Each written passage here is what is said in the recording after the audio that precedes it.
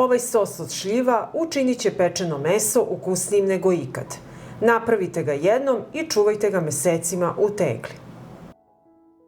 Opraću 2 kg šljiva.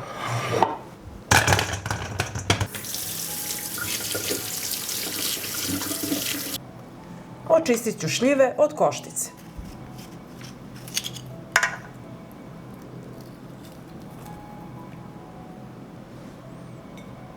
Stavljam šljive u dublju šerpu.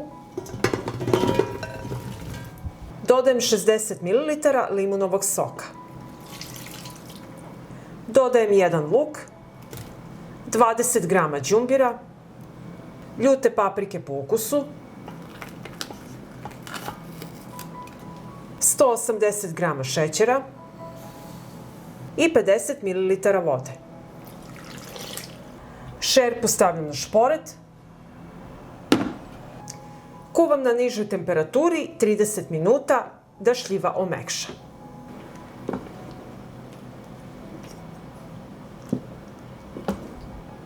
Nakon 30 minuta kuvanja samleću sastojke.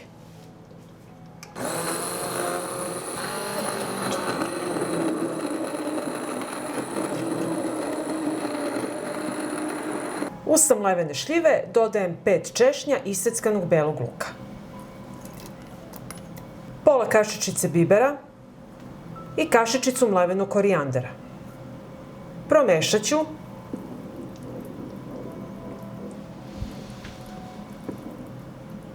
i nastavit ću da kuvam na nižoj temperaturi 30 minuta uz povremeno mešanje.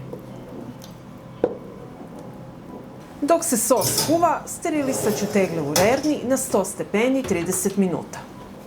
Poklopce sterilišem u ključaloj vodi 10 minuta. Nakon pola sata kuvanja, sos je gotov i izgleda ovako.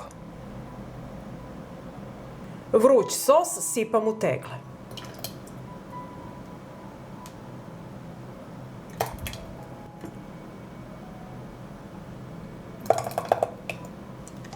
Obrisat ću vrh tegle i zatvoriti. Ovako pripremljen sos čuvam na tamnom i hladnom mestu do upotrebe. Premažite meso sa sosom i uživajte u fantastičnom ukusu.